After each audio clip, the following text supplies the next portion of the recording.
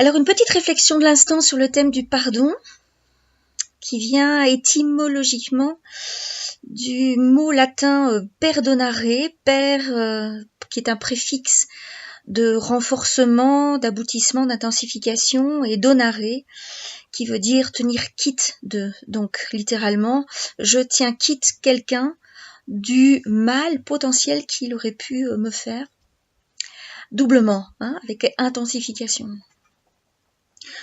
Alors le thème du pardon, c'est un thème un peu compliqué parce que dans la religion catholique, on a été sevré de ce thème-là où il fallait absolument pardonner, il faut absolument pardonner, ce qui est en plus très contraignant, surtout et très culpabilisant pour les gens qui n'y arrivent pas. Parce que franchement, pardonner, c'est tout sauf facile, surtout quand on a été très très blessé par les comportements ou les paroles de quelqu'un, c'est très difficile.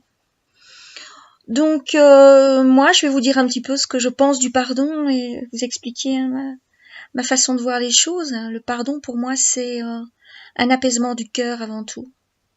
Et pour aboutir à cet apaisement du cœur, il faut bien souvent, je vais pas en faire une généralité, c'est pas le cas pour tout le monde, mais dans la majorité des cas, il faut d'abord effectuer un passage vers le non-pardon.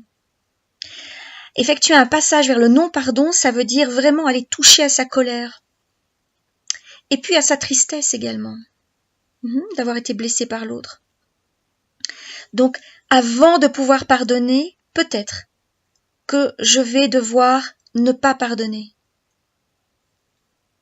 C'est-à-dire ne pas tenir quitte l'autre du mal qu'il m'a fait.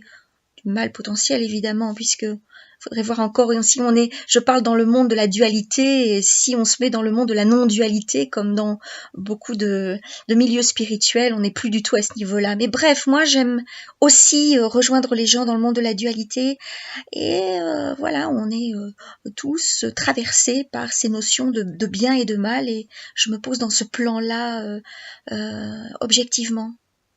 Donc oui, pardonner d'abord pour aller vers cet aboutissement de la paix du cœur.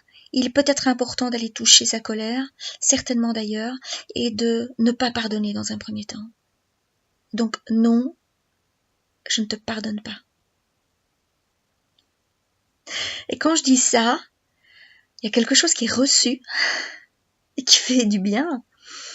Très souvent aux personnes qui sont en situation de forcing au niveau du pardon, ça les soulage un petit peu et ça permet de faire un vrai chemin vers une paix du cœur qu'on réclame tous, dont on a tous besoin pour avancer dans la vie. Donc si vous avez ou parfois si vous croyez, parce qu'il y a des croyances aussi, on a l'impression qu'on a pardonné. Et quand on arrive en consultation, on se rend compte que la situation est fraîche comme si elle s'était passée hier. Il y a autant de haine, de rage, de colère contre la personne, alors que voilà, peut-être que la situation s'est présentée il y a 20 ans. En fait, on n'a pas pardonné dans les profondeurs. On croit qu'on a pardonné, mais on n'a pas vraiment pardonné. Donc, soyez toujours très vigilants avec cette notion de pardon. Ne vous auto-flagellez pas. Si vous n'arrivez pas à pardonner, après tout, il y a pas de bien et pas de mal là-dedans. Pas d'auto-pression sur la notion de pardon. Et puis, allez bien vérifier si vous avez réellement pardonné.